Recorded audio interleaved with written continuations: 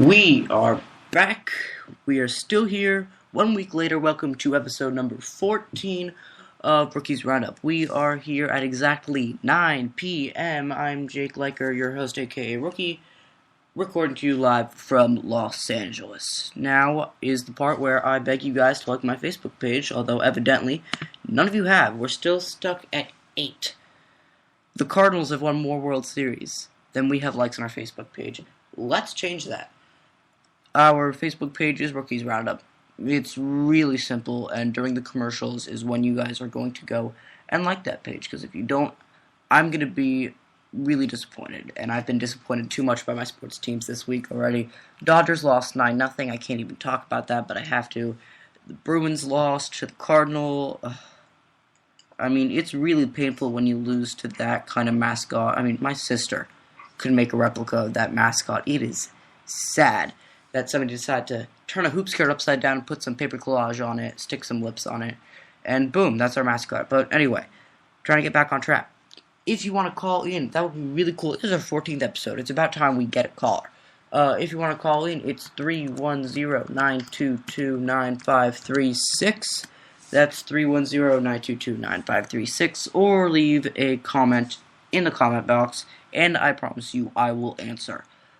So, of course, tonight might be maybe an hour long. We do get some long shows, and sometimes you don't have all the time in the world to listen. You should make time, because we have great shows, but sometimes you don't, as evident by our measly 70 views on last week's show. But Saturday night's actually been the more popular time slot, so hopefully that'll go back up. If you want to fast forward to certain points in the show, I will keep track of those times, but if you want to do that, you will only get access to them on our Facebook page. Like our Facebook page, and then you can save time. I don't like holding things hostage from people who want to listen to my show, but if you want to listen to my show, you have to like my Facebook page. It is a package deal. If we have over 1,000 views on this show, there is no reason we can't have at least 10% of that for Facebook likes. That would be much appreciated. And, of course, none of this is possible without Spreaker.com, which is where we do all of our broadcasting from, and, of course, the National Sports Network.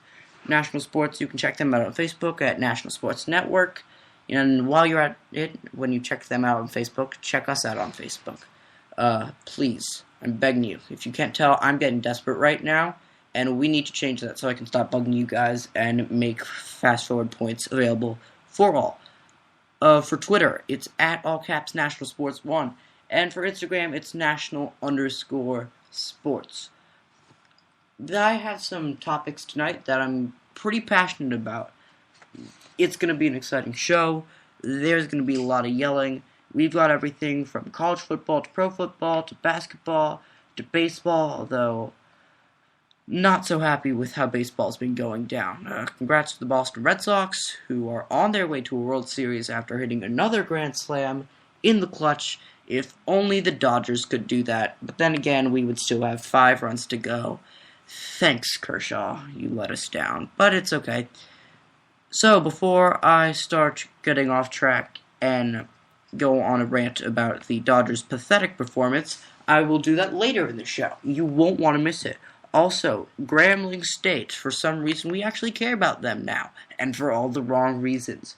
We are going to talk about certain NFL predictions. We're going to talk about how the Clippers finally got some banners in Staples Center, and I think that's pretty much the only way they'll ever get banners in Staples Center.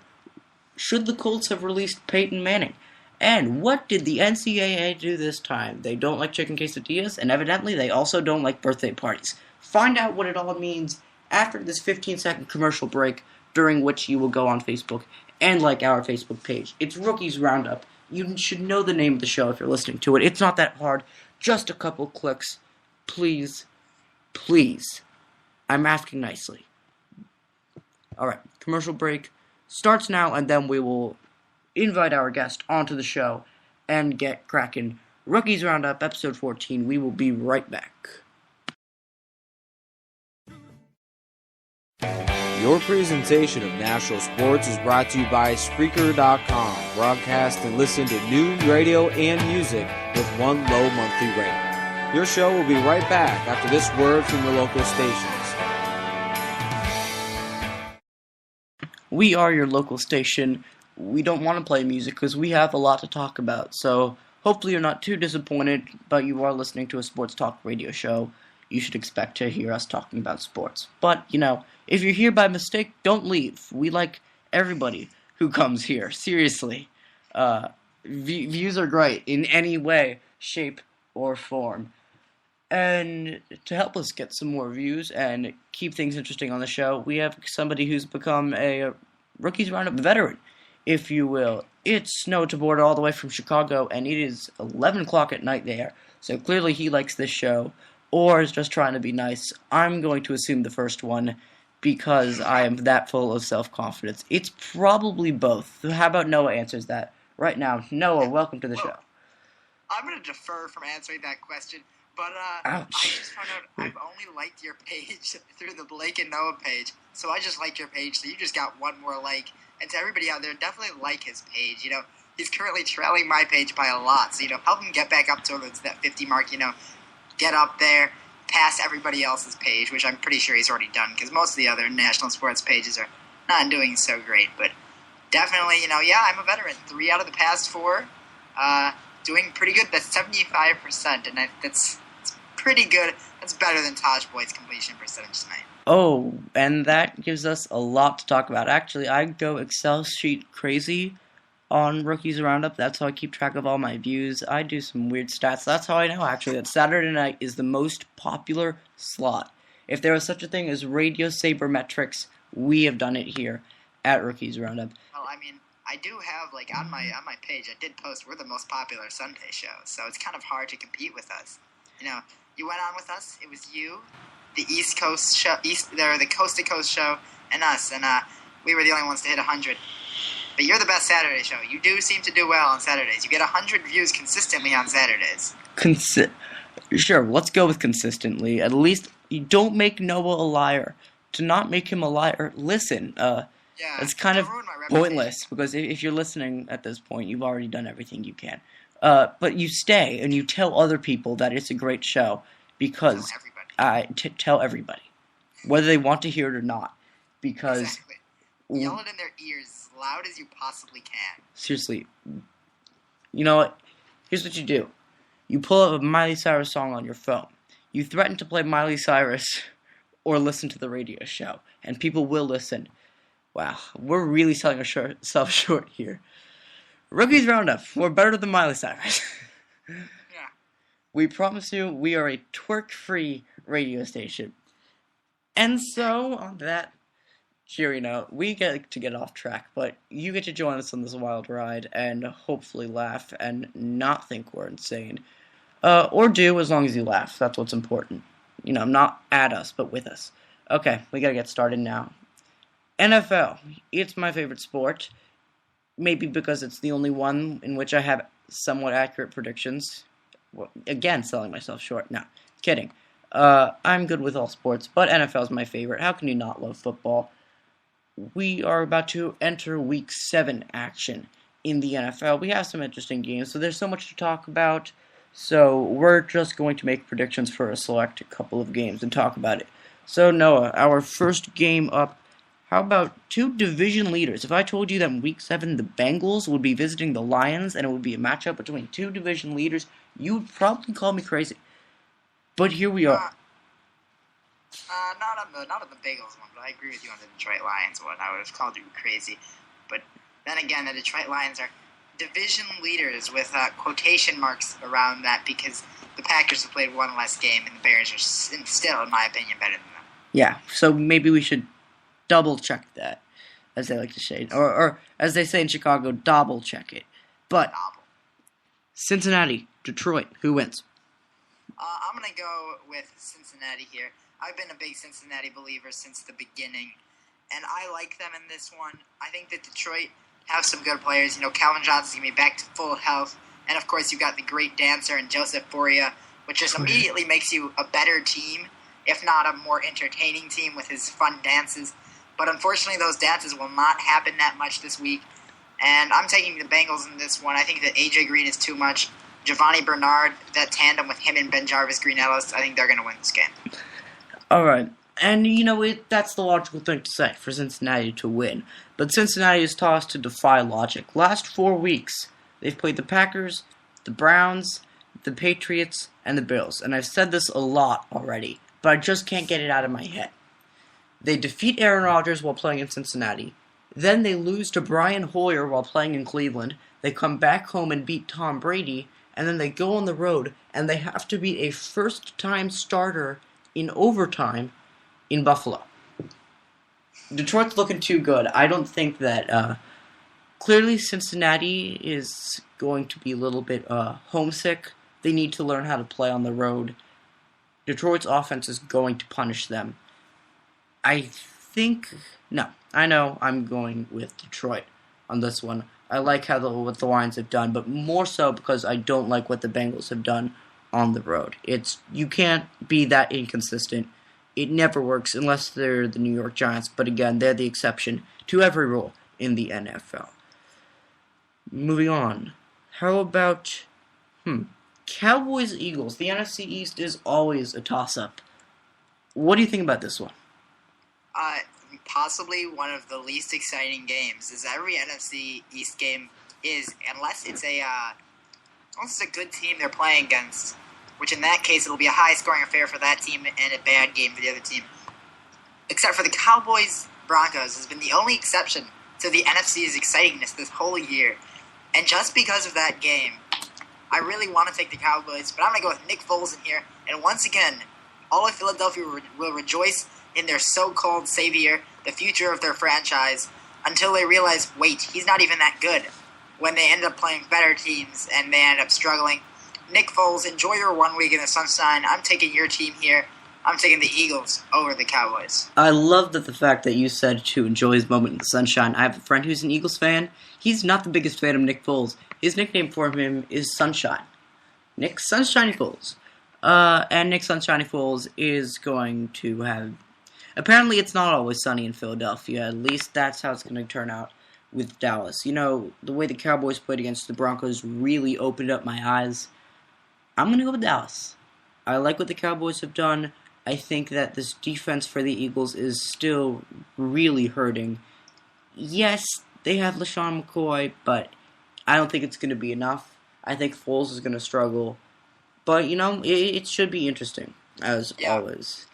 Before I go on further, I'm going to have to take back my statement, because currently right now it is partly cloudy. So enjoy your partly cloudy moment in the partly cloudy weather. What's the higher chance? Which is greater? The percent chance that Philadelphia wins this game, or the percent humidity at Lincoln Financial Field tomorrow? Well, the only thing that I know is that it's always sunny in Philadelphia. But you just... Okay. You're as inconsistent as the Giants, man. Well, the Giants are at least consistent in their losing. I'm not consistent in losing. I'm consistent. The only thing I'm consistent in is winning. Hey. Like Charlie Sheen. Never. No. Okay? It's not 2011. I'm still stuck in 2011. You and your... I think that's because that's the last time D-Rose actually played basketball. But... he had 32 points in a preseason game, which I think accounts for all the points he's missed in the past year. You know what? Oh, he scored 32 points in the entire year. What? We'll get to that later. We have to stay with football. Other games. We are most certainly not talking about the Chargers and the Jaguars, nor are we talking about the Rams and the Panthers. But we will talk about a game with a pick that I still not even sold on. The Niners visit the Titans. Jake Locker will be back for this one. So, no more faith in Harvard. At least they don't have to anymore. So, can Jake Locker lead his team to a win over the Niners, or will San Fran continue to be the Golden Boys that they have been?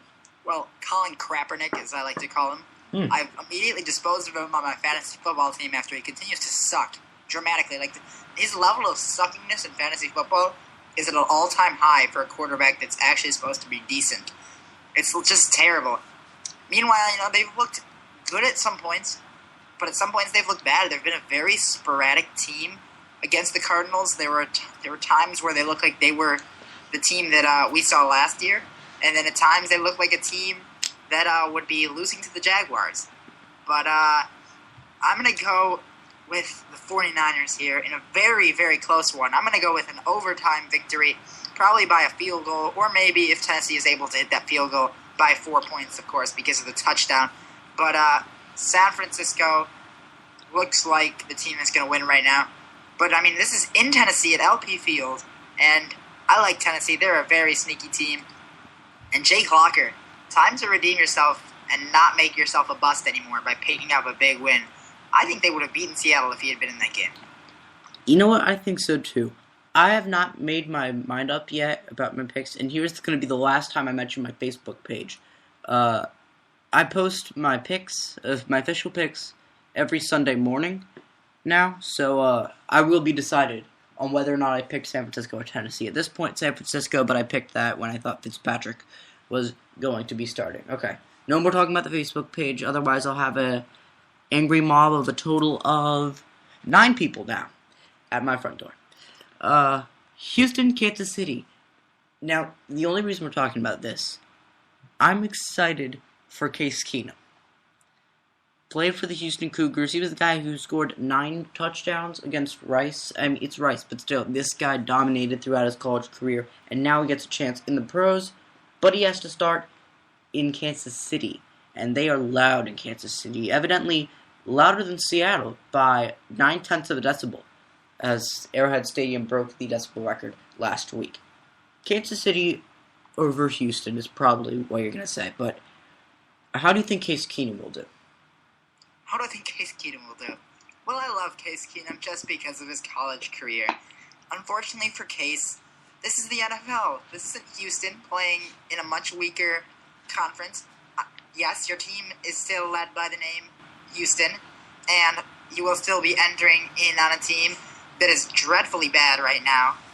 But remember, they had Kevin Sumlin for a while, and Houston, unfortunately, does not have Kevin Sumlin.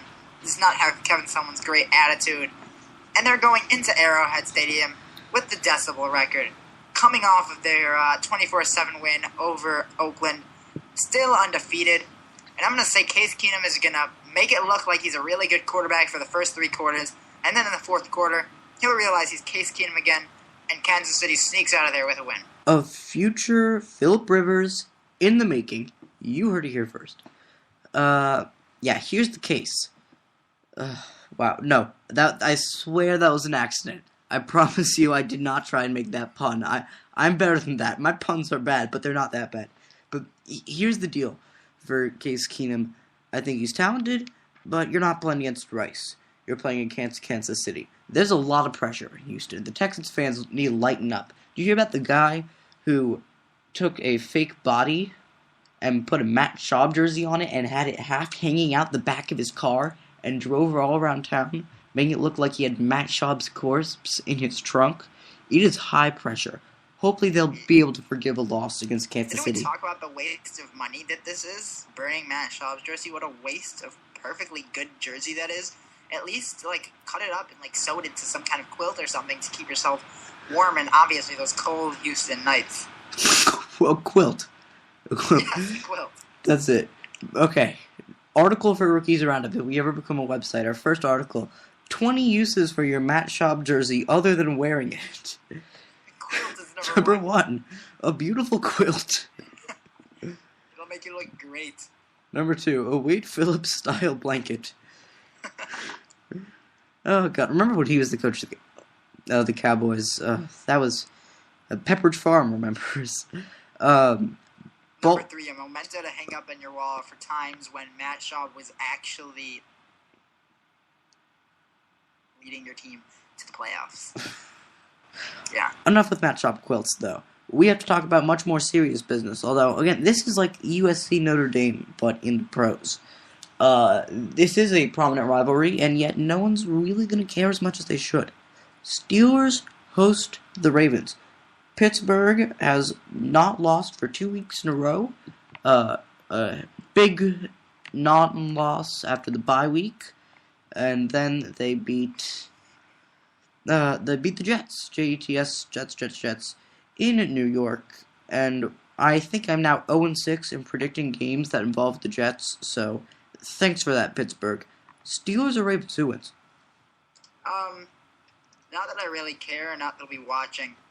After the Packers beat the Ravens, I was fine with that victory, and I really had no intention of watching that Ravens team that has absolutely no run game at all. But I'm gonna go with the Ravens in this one. I don't think the Steelers are gonna win, despite Ray Rice's terrible running game so far this year. I think that Joe Flacco will semi-lead his team to a win, while also throwing over at least 2 interceptions. But nobody will remember that, despite his interception number growing steadily upward into the numbers where you really don't want to get to. But they'll win the game. Unfortunately, the amount of people that will be watching will only be prominent in the state of Maryland in a small, little, tiny bit. The rest of it, nobody will be watching. Yeah, they'll be too busy weeping about RG3 and how he performs against the Bears' defense. That should be interesting that morning. But you know what? I've learned something. I have to, A, go with my gut when it comes to picks, and B, follow my preseason picks, because my preseason picks have turned out to be far more accurate at calling upsets. So I'm going to go with my gut on this one. I had so many upsets this week that I wanted to call, but didn't have it in me. This one, though, I'm going to go with. I like the Steelers. I like them in Pittsburgh. When Pittsburgh wants to play, they can show up. I think that we're going to see a lot of picks for Flacco, so I like Pittsburgh in this one. And, of course, hashtag the return 2.0.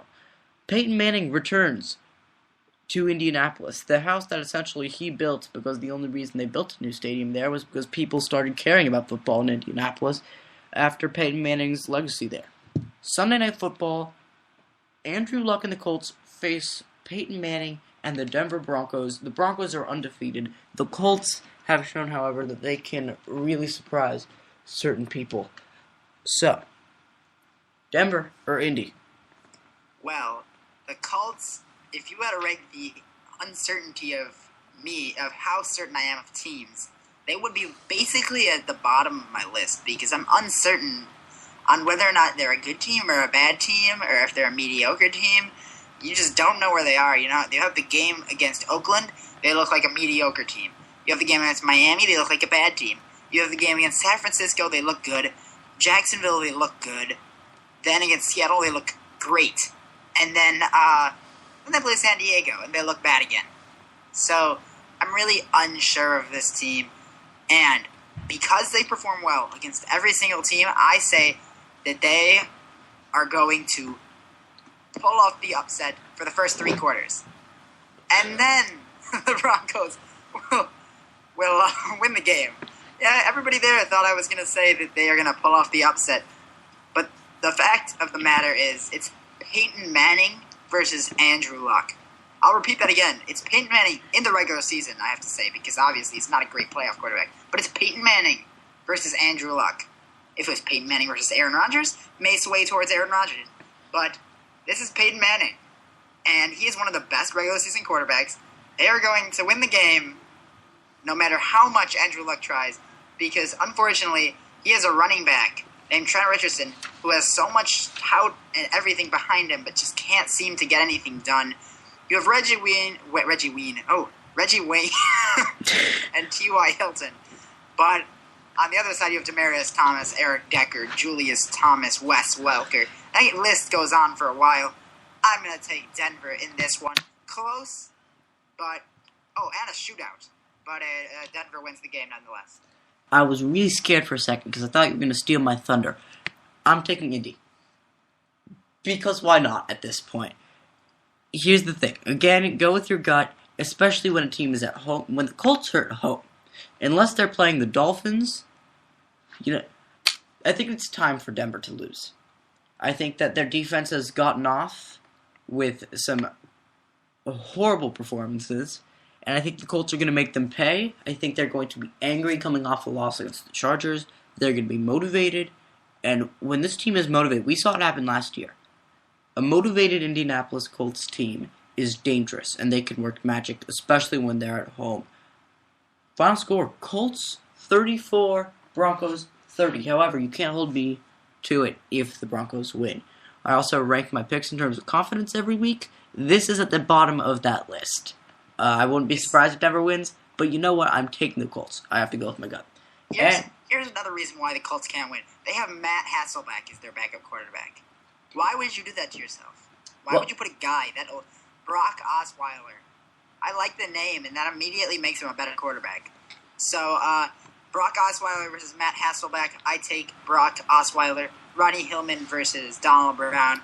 I give the slight edge to Ronnie Hillman. And then wide receivers, there are too many good wide receivers to do a second versus second matchup. Fun fact, did you know that Brock Osweiler, when he was in college, during his senior year, he was the tallest quarterback out of everybody in the NCAA? At 6'9" playing for Arizona State, he was the tallest quarterback. By the way, you cannot judge people by their backup quarterbacks, because then the Packers are going to lose every single game. Guys, at least it's better than having Vince Young, who, I don't know if you guys know this, but spent over $5,000 a week, I believe, or was it? It may have been more actually, $500,000 at one week at Cheesecake Factory. It's spent over $1 million in the past year there, so it's better than having him. Also, did you know that Brock Osweiler's ESPN picture is really forcing a smile? He's really forcing it. Like, you can see like the things coming out of his neck. He's really forcing the smile. Obviously, not a happy guy. The things in his neck. What are the things called again? I believe they're called veins. Not the veins. It's not the veins. It's like when you do it, it's like the Next week on Rookies Roundup, what does Brock Osweiler have in his neck?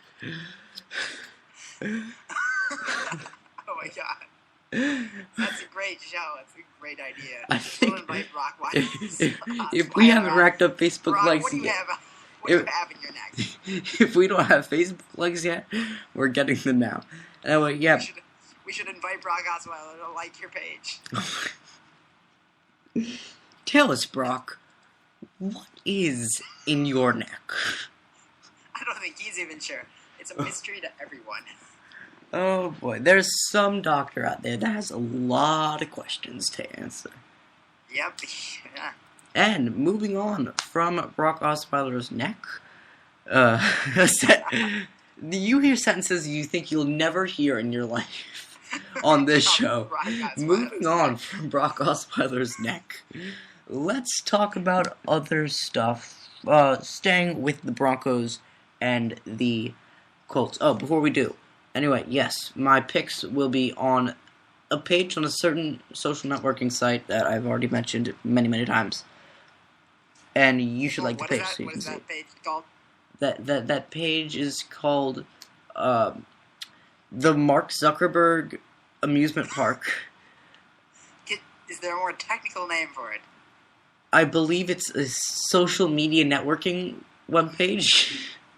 Oh, okay, that's you're avoiding it too much. I'm not gonna ask again. I don't want an angry mob of 9 people coming straight from my house. Actually, no. Are you sure it's still 9? I don't know. I'm gonna check my Facebook page. Let's see. Does Brock Osweiler's neck have more of? Oh yes, we have 12 likes. Brock Osweiler's neck has done it. Let me see if there's a page for Brock Osweiler's neck. The Brock Osweiler neck fan page. Oh my god. I can't believe it worked.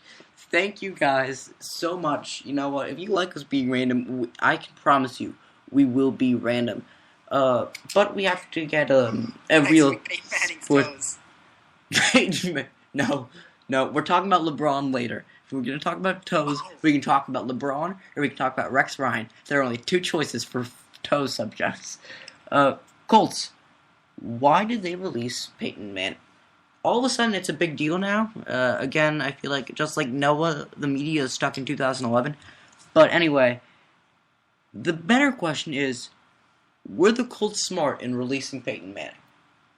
Noah. Well, before we go into that, it was just New Year's Eve, so now it's 2012. So I'm moving forward. I'm past the media now. I've done it.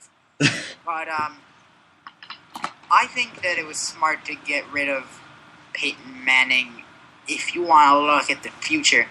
And Irsay is 100% correct when he said he wanted Super Bowl rings. Because, as me and Jake both know, Peyton Manning is a terrible... Not terrible. He's not terrible. He's subpar. He's terrible record-wise. 9-11? He plays well, but then you realize that 9-11 is not good considering it's like getting past the first round and then losing. Wow, so what do you call the White Sox record then? Mr. 9-11 is a horrible record. How would you describe the White Sox season this year then? It's called At Least Our Team Isn't Cursed by a Goat. Great, because now we have Jose Abreu, who signed for a ridiculous amount of money. We'll have a high draft pick, and we're actually realizing that when you sign old people, you don't win. Oh, see? We should take a lesson from the Colts. I like their decision, though fans will hate it after this week when Peyton Manning wins. I like the decision too, because at the time Andrew Luck was supposed to be unbelievable, and they had to look to the future. So 5 more years of Peyton. I mean, regular season dominance is cool, but you don't get any rings. I think Irsay is a little bit not the sharpest needle in the Botox tray, as they say here in LA Twist on everything. But I like the I like the call. I do think it was a smart move for the Colts to release Peyton. He was coming off that broken neck injury. Look, I mean, unless they've got a psychic there, you really can't predict this sort of stuff happening. The way Peyton has bounced back is impressive until he finds himself in the playoffs. But all in all, I like the move. And yeah. I have a question. Yes. Why did Mike Ditka pick the Cardinals? He what? This is when you realize that Mike Ditka was a good coach, but a terrible announcer. You also realize that when, you just go down the list, and then he's the only one who picks the Colts. Well, better question about Mike Ditka. Why does Mike Ditka have sausages named after him? True. Vienna Beef Company sells oh my god. Mike Ditka sausages. We are officially veterans.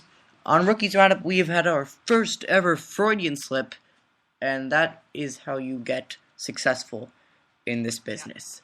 One more question, also based off of expert picks. Why do they keep picking the Giants consistently? And that segues perfectly into our next topic. Can the Giants salvage their season? I'm going to go first for this one. Yes. Do not give up on the New York Giants. Ever. Because if you do, that's when they hurt you the most. Painful years as a Green Bay Packers fan, and I'm sure the Patriots fans can agree with me, don't count them out. Do not ever count the Giants out. I just don't feel comfortable saying no to a team. If this is a different division, yeah, they're done. But this is the NFC East. Mediocrity still holds sway. So I think that the Giants can go on a crazy winning streak and can go in the playoffs. So you know what? I am holding still on my NFC East prediction for the playoffs. This ship may be sinking, but at least the captain is not Greg Schiano. That would have made sense if you listened to last week's show, which you can still listen to. Shameless self-promotion here. But the Giants, they're not dead yet. The Giants are never dead in the NFC East. Noah, why am I crazy? Why are you crazy? Do the Giants still play football, or are they playing 5th grade flag football? The New York Football Giants. New York flag football Giants comprised of 5-year-old girls and boys and some 5th graders who are currently out of their age group because they signed up late. But look, they can beat Minnesota. They can beat Philadelphia. And they can beat Oakland. But come Green Bay, they will lose. Come Seattle, they will lose. And I am going to say, come Dallas, they will lose. And come Detroit, they will lose. You're not going to lose 10 games and still make the playoffs. I'm sorry, even if you're in that terrible division. That terrible division. And I'm going to use this word terrible every time I talk about the NFC East, or Peyton Manning's postseason record. Terrible. Look at that, 3-3, and they're competing. Most divisions, you'd say, wow, they're out. They're not going to be able to win. Unfortunately, they're still somehow in it.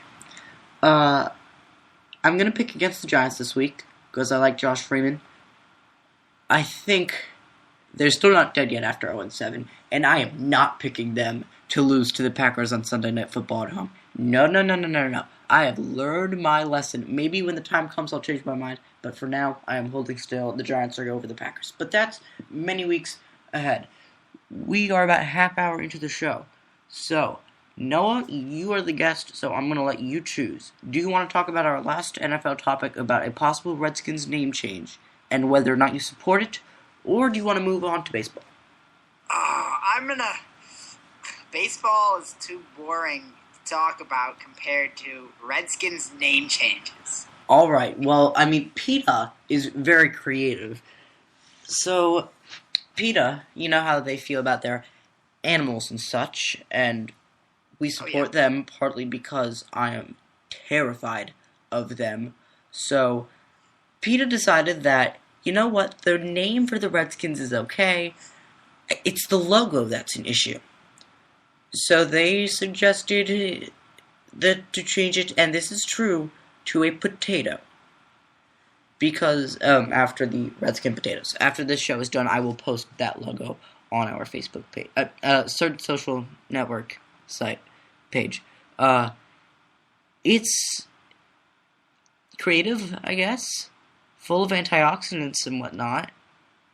There's got to be something better. There was actually a recent Redskin logo and team name redesign contest.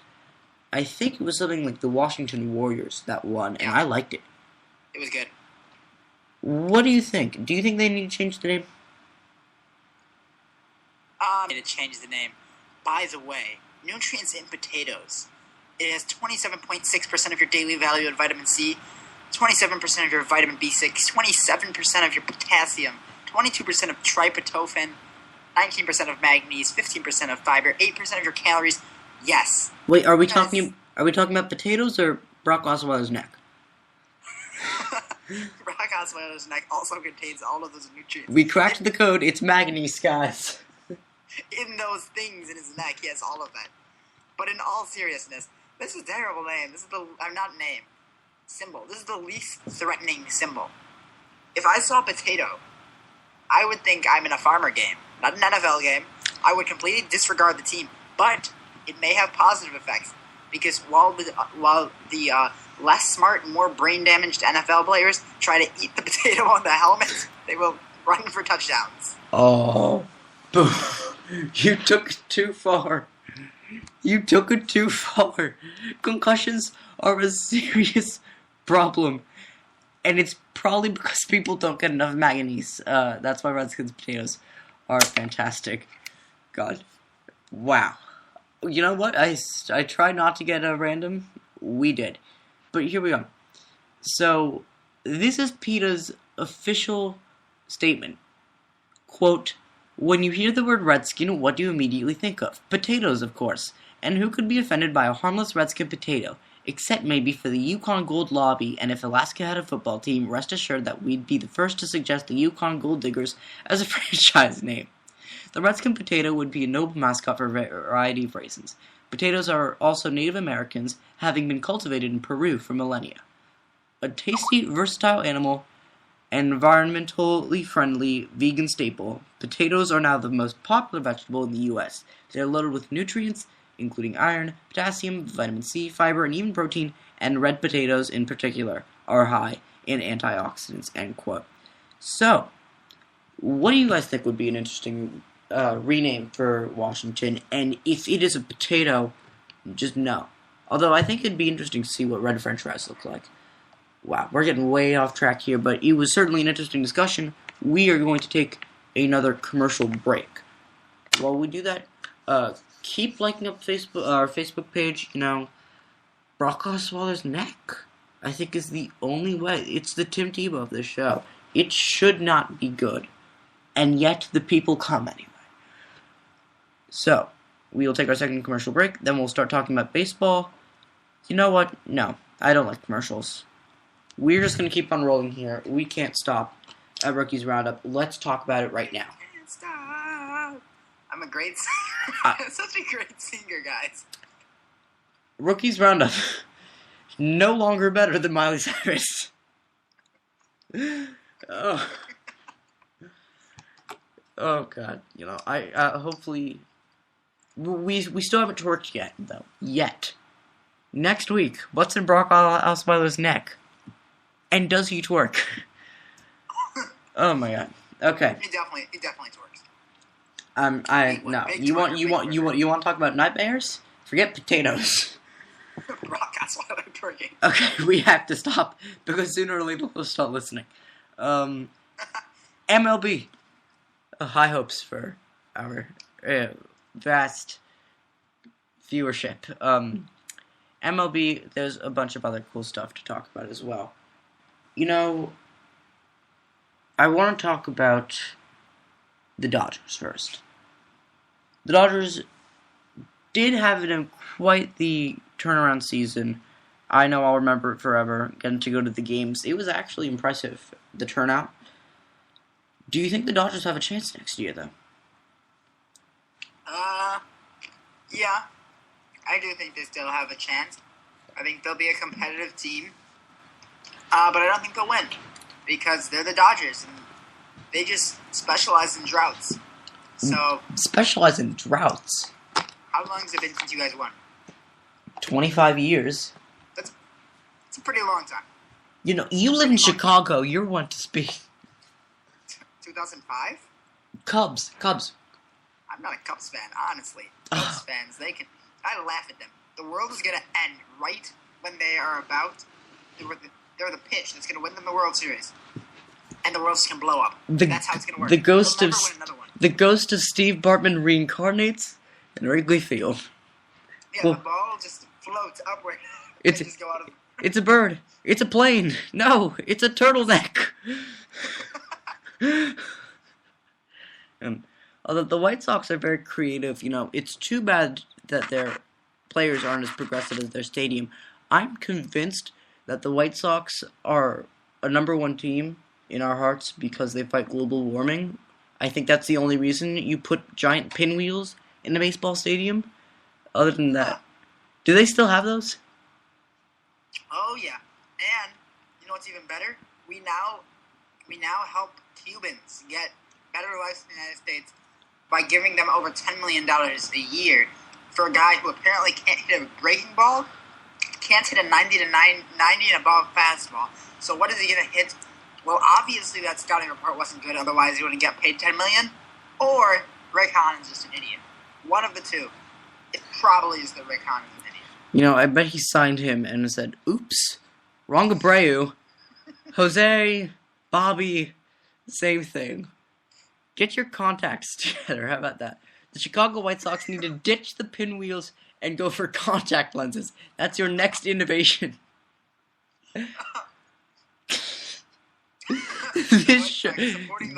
This show, I swear.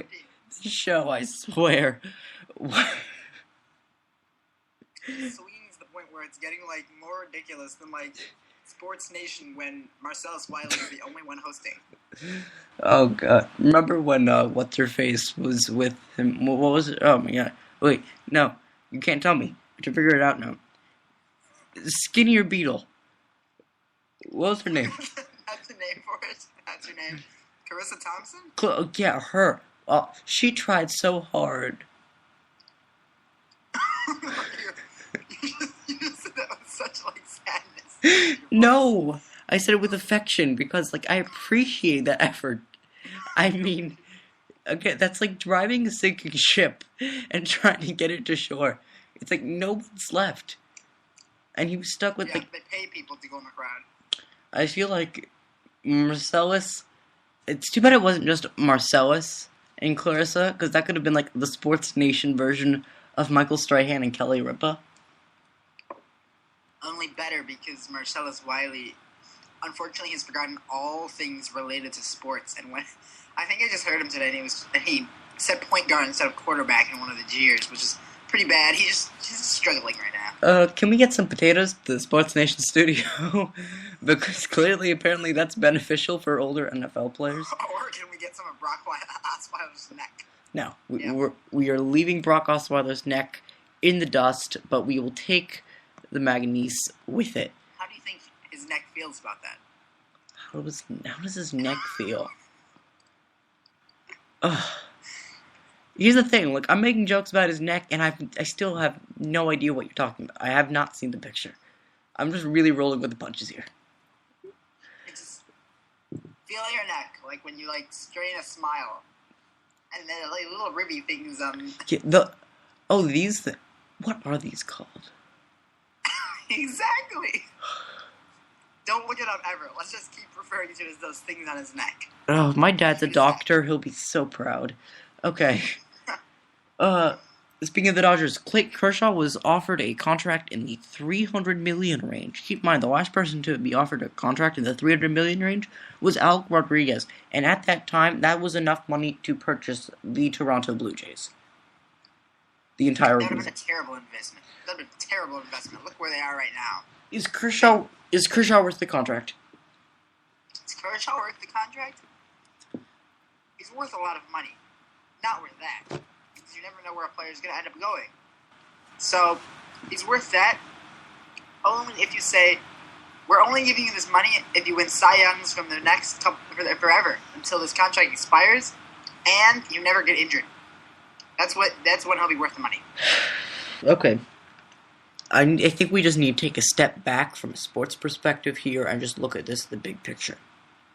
He throws a ball. That is what he does. You do not get $300 million for throwing a ball. It is very simple. Well, actually you do, because A-Rod did. No, he doesn't throw a ball. He hits a ball. And, you know... and he occasionally tries to throw them, but it doesn't always turn out the way he planned. Oh, Alex Rodriguez. You know, his reputation, if it hadn't gone down the toilet before he did now, it's somewhat explicit content, so we're not going to talk about it because we're trying to keep it family friendly. I could just imagine a whole family like sitting around a laptop right now. Like, yeah, that Brock Osweiler's a really weird neck. Daddy, what are those things in his neck? I'm not sure, honey. Nobody knows. Oh, no. I want to know. I want one for my birthday. I want one for my birthday. An Eminem new rap parody, Birthday Necks. On a scale of 1 to ridiculous, how ridiculous has this show gotten? Past ridiculous. It's past ridiculous. It's Craig Sager suit. It's Craig Sager suit ridiculous. It's Craig Sager suit ridiculous. Exactly. On a scale of 1 to Brock Osweiler's neck. Oof. I don't know how ridiculous it is, though. I haven't seen it. That's true. So you just gotta... I'm just pretending, like... Alright, here's the deal. We have to seriously get back on track. Let's go. Let's do this. Alright. Tell me, who do you think the MVP should have been in the NLCS? NLCS MVP. Michael Wacha. He won MVP, but did he actually deserve it? Oh yeah. He deserved it and he won it. I can't go against him because did you see him pitch in his past couple of games? He was like a new man. Sadly, yes. And nobody knows how to pronounce his name because if you hear it, you immediately think it's Walker, but it's not. It's Wacha. You've heard me right. There's nothing else there. Just sounds really funny, but it's how it works. Look, he has allowed 1 earned run, and that was against Pittsburgh. And, you know, I feel like that's really fitting. It makes life easier for the people in Boston when they have to pronounce his name, because even if it was Walker, they'd pronounce it Wacha anyway. Yeah, it's actually playing out very well. And for the rest of their starting lineup, you have Carpenter, which will be pronounced differently, of course, as well. But basically, besides that, it's pretty easy. You know, we can make fun of Boston accents all we want. The fact is, they're in the World Series and we're not, so last laugh goes for Boston. Again. They're not going to get the third pick in the draft now, are they? Oh. Burn, I think? Yeah. Yeah, you might have a big wall in your stadium, but we have pinwheels. Contact lenses soon to come. Ugh. Now back on track, let's go. It's hard. It's a struggle. The struggle is real. The struggle is real. Ugh. You don't even know. Like, nobody listening to this show understands how difficult it is when a guy's name is Waka and he has a really big Adam apple. So not everybody has things on their neck too. Adam's apple? Yeah, an Adam's apple. Do you have like some sort of like neck attachment? I'm trying so hard to keep this PG, man. It really just stands out when you look at the picture. It's just sticking out. It's like if somebody got stabbed. It's just never mind. I won't talk about necks ever again. I think we might be having technical difficulties right now.